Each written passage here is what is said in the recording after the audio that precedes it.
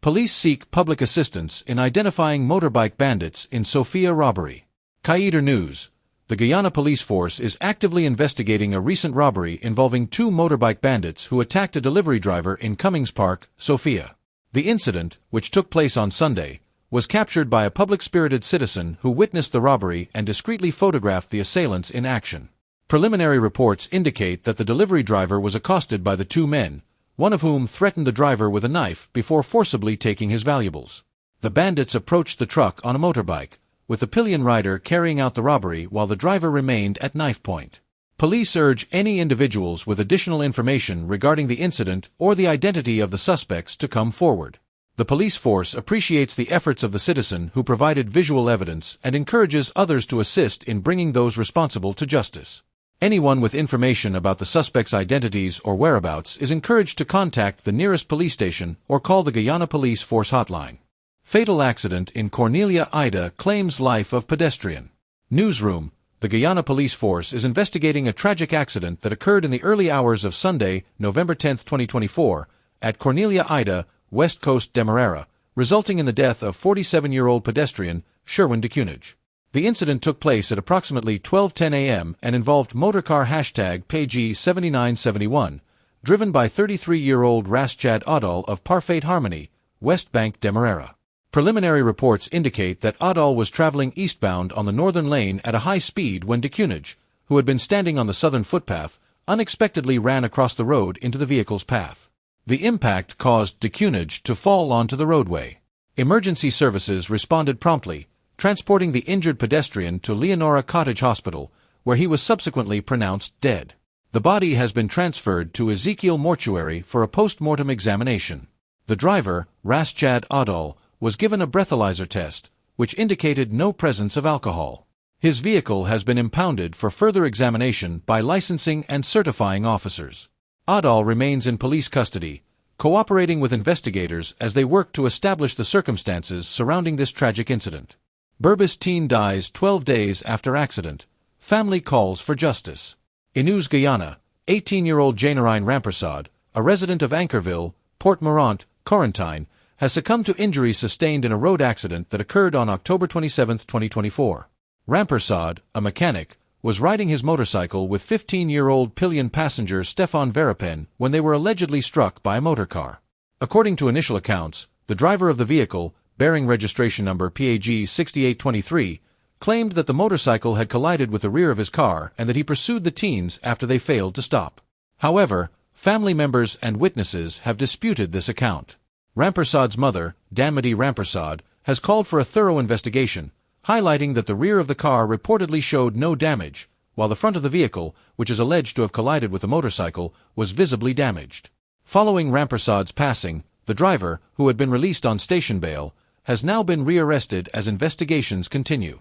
Authorities are urging anyone with information on the incident to come forward as they work to provide answers to Rampersad's family. Police investigate fatal river collision in Mazaruni region. Newsroom. The Guyana Police Force is currently investigating a tragic river collision that claimed the life of Davinan Williams, a 34-year-old resident of Kangarooma Village. The accident occurred near Fish Pond on the Mazaruni River, involving a jet boat, River Quest, and a smaller wooden boat. Preliminary investigations reveal that the River Quest, captained by Odell Cozier, was navigating upstream towards Isenaru village with 4 passengers and cargo. On the opposite side of the river, Williams and another passenger, James Mackenzie, were traveling in a wooden boat equipped with a 40-horsepower outboard engine. As the two vessels approached, Cozier reportedly noticed the wooden boat and attempted to maneuver his jet boat to avoid a collision. However, the wooden boat unexpectedly veered into the path of the jet boat, resulting in a collision that caused the wooden boat to capsize. Williams and Mackenzie were thrown into the water. Passengers aboard the River Quest quickly responded, rescuing both men and transporting them to Isano Landing. Unfortunately, despite prompt assistance, Williams was pronounced dead by Dr. Wilson on site. Williams sustained severe facial injuries, while Mackenzie, who suffered leg and upper back injuries, is reported to be in stable condition. The investigation will examine the actions of both vessel operators and the sequence of events leading to the collision. Authorities extend their condolences to the family and community of Williams, who was well known in Kangarooma Village. Further updates will be provided as the investigation progresses. Police seek suspect in shooting incident outside Good Hope Bar. In News Guyana, the Guyana Police Force is investigating a shooting incident that occurred early this morning outside the 626 bar in Good Hope, East Coast Demerara, which left a 19-year-old male contractor with a gunshot wound to his arm. The incident took place at approximately 1:25 a.m. after a confrontation outside the bar. Reports indicate that the 19-year-old victim and his friends were leaving the establishment when one of his friends was approached by a 33-year-old contractor. An argument ensued, leading to a physical altercation, during which the victim intervened and escorted his friends to their vehicle, a burgundy Premio with registration #PVV7911. At that moment, another male, who had been seen earlier with the contractor, allegedly discharged a firearm. The shot shattered the vehicle's rear passenger side window, hitting the victim in the upper right arm. Emergency medical personnel responded to the scene, and the injured teen was transported to Georgetown Public Hospital Corporation, where he is in stable condition. Investigators have interviewed multiple witnesses as part of their ongoing investigation. The Guyana Police Force urges anyone with additional information about this incident to come forward and assist in locating the suspect. Guyana Police Force seeks public's assistance in identifying deceased man known as Sawman.